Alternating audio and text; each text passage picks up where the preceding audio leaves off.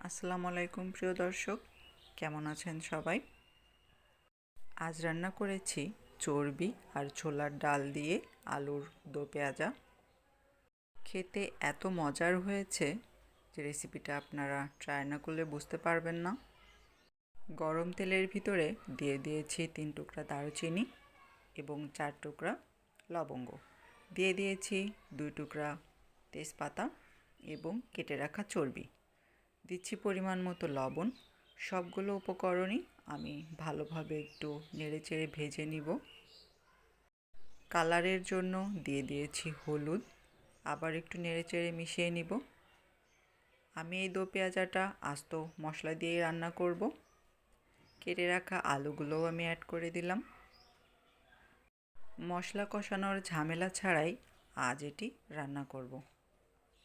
সবগুলো উপকরণ নেড়েচেড়ে ভালোভাবে মিশিয়ে নিচ্ছি। এবার দিয়ে দিব আদা রসুন পেঁয়াজ বাটা, আবার এটিকে ভালোভাবে মিশিয়ে নিব। অ্যাড করে দিব ভিজিয়ে রাখা ছোলার ডাল। আমি ডালটিকে ভালোভাবে ধুয়ে 20 মিনিটের জন্য ভিজিয়ে রেখেছিলাম, এতে করে ডালটা ফুলে গিয়েছিল এবং দ্রুত সিদ্ধ হতো।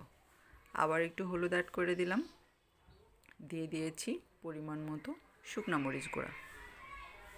মরিচ গুঁড়াটা আপনারা আপনাদের স্বাদ অনুযায়ী দিতে পারেন। আমি এখানে ঝালটা মিডিয়াম রাখবো, এই জন্য 2 চামচ অ্যাড করে দিয়েছি। একটু ঢাকা দিয়ে দিয়েছি যাতে মশলাগুলো ভালোভাবে কষানো হয়ে যায়। দিয়ে দিলাম 4-5 পিস কাঁচামরিচ, আবার একটু নেড়েচেড়ে কষিয়ে নিব। সবগুলো উপকরণ ভালোভাবে সেদ্ধ হওয়ার জন্য পানি অ্যাড করে দিলাম। ঢাকা দিয়ে দিব 10 মিনিটের জন্য। মাঝে মাঝে এটিকে নেড়ে দিব, কারণ ডাল ব্যবহার করেছি, যার কারণে কড়াইতে লেগে যাওয়ার সম্ভাবনা আছে। কোনো অঞ্চলে এই রেসিপিটাকে আলুর দো পেঁয়াজা বলে, আবার কোনো কোনো অঞ্চলে এটিকে আলুর ছক্কাও বলে থাকে। ঢাকনা উঠিয়ে আবার একটু নেড়ে চেড়ে নিব।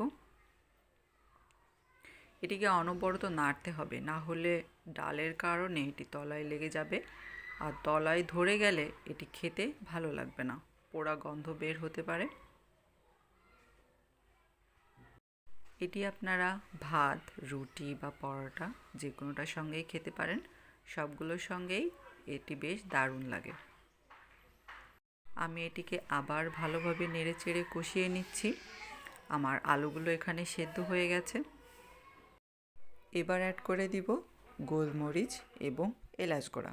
আমি এখানে 4 পিস পরিমাণ এলাচ ব্যবহার করেছি এবং 4 পিস গোলমরিচ ব্যবহার করেছি। সবগুলো উপকরণ নেড়েচেড়ে ভালোভাবে কষিয়ে নিব।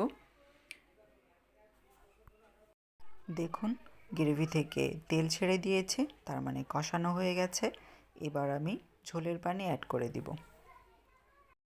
আমি কিছুটা ঝোল বেশি রাখবো, কারণ আলুটা যখন ঠান্ডা হয়ে যায় তখন কিছুটা ঝোল টেনে নেয়। এবার ঢাকনা দিয়ে দিচ্ছি। তরকারিতে বলক উঠে গেছে, একটু নেড়ে চেড়ে দিচ্ছি। পছন্দ মতো গ্রেভি হলেই এটিকে নামিয়ে নিব। এই পর্যায়ে এত সুন্দর একটা স্মেল বের হয়, যখন আপনারা এটি রান্না করবেন তখন বুঝতে পারবেন।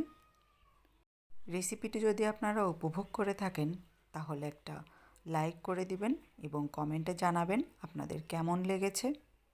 ভালো লাগলে সাবস্ক্রাইব এবং বন্ধুদের সঙ্গে ভিডিওটি শেয়ার করতে পারেন। এই পর্যায়ে দিয়ে দিচ্ছি ভেজে রাখা জিরা এবং মৌরি গুঁড়া। ধন্যবাদ সবাইকে।